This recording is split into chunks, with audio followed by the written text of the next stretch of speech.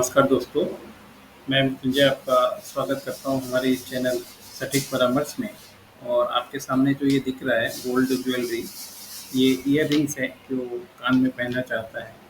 और अगर कोई व्यक्ति इसको मान लीजिए बांग्लादेश में एक्सपोर्ट करना चाहता है इसको, और एक्सपोर्ट करके पैसा कमाना चाहता है, तो किस तरीके से कर सकता है या क्या-क्या डॉक्यूमेंटेशन लगता है, आज इसी के ऊपर हम लोग बात करने वाले हैं।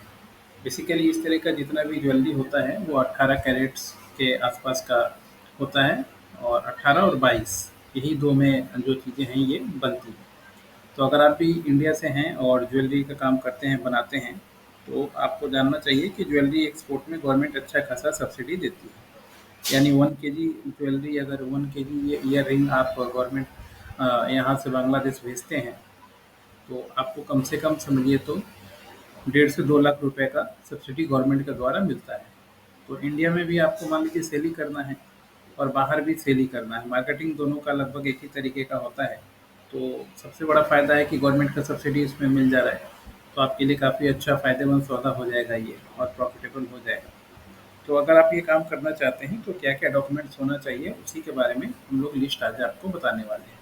क्योंकि ये सारा काम हम लोग करवाते हैं। अगर कोई भी व्यक्ति ज्वेलरी का एक्सपोर्ट करना चाहता है और लाइसेंस बनवाना चाहता है, तो ये सारा ए टू ज़ेड काम हम लोग करवा सकते हैं। सबसे पहले इसमें आपको अपना एक कंपनी होना चाहिए, चाहे प्रोप्राइटरशिप हो, कंपनी हो या कुछ भी हो। उसके बाद उसका जीएसटी का आपका नंबर होना चाहिए, आपका उद्यम का लाइसेंस होना चाहिए ताकि आपको सब्सिडी मिल मिल पाए। आपका करंट अकाउंट होना चाहिए। जो भी बैंक फॉरेन में एक्सपोर्ट इंपोर्ट में डील करते हैं, उसमें आपका अकाउंट होना चाहिए, और उसमें आपका एडी कोड होना चाहिए। प्लस आपका जो आईसी कोड है एक्सपोर्ट इंपोर्ट के लिए, वो लगता है।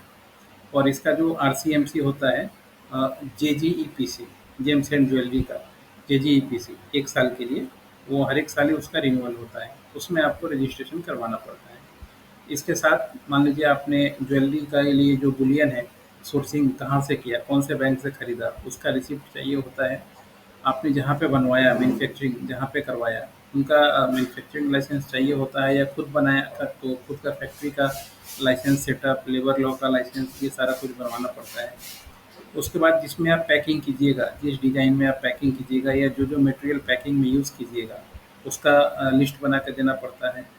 उसके बाद इनवॉइस का पूरा प्रॉपर एक सेगमेंट होता है इनवॉइसिंग करने के लिए। जब आप फॉरेन फॉरेन में बेचिएगा, तो क्योंकि वहाँ का पेमेंट जो होगा डॉलर में होगा, तो उसके हिसाब से आपको डॉलर का रेट कैलकुलेट करके उसके बाद से फिर जाके इसका इनवॉइस जनरेट करना पड़ता है और भेजना पड़ता है।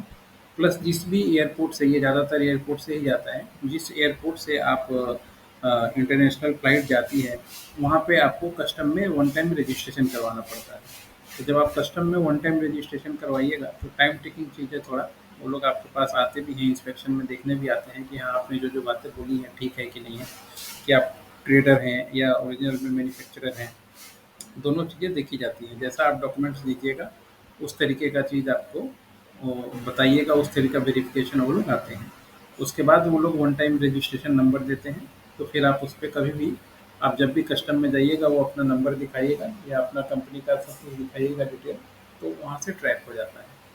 और शिपमेंट होने के बाद लगभग 30 से 40 दिन के अंदर में जो सब्सिडी का पैसा है गवर्नमेंट का, वो आपके अकाउंट में आता है, प्लस पार्टी से जो आपने डील किया है वो आपका एक्स्ट्रा। तो अच्छा खासा फ़ायदा है और अच्छा मुनाफा है इस धंधे में। तो अगर आप भी चाहते हैं कि ये धंधा आप चालू करें, या ये काम, ये बिजनेस आप चालू करें, ये ईयर रिंग्स है, तो ईयर रिंग्स को एक्सपोर्ट करने के लिए ज्वेलरी बांग्लादेश या नेपाल, कहीं भी, कोई भी कंट्री हो सकता है, एबीसी, हम स्पेसिफिक कंट्री का आज थोड़ा बता रहे हैं। तो इस तरीके से आप काम को कर सकते हैं। ये पूरा लाइसेंस हम लोग बनवा के आपको दे सकते हैं, और लंबा प्रोसेस है।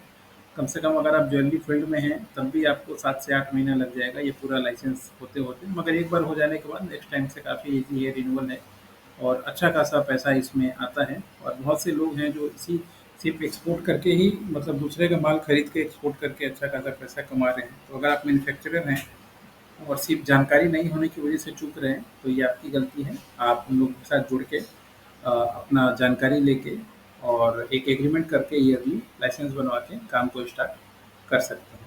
आज के लिए इतना ही। नमस्कार।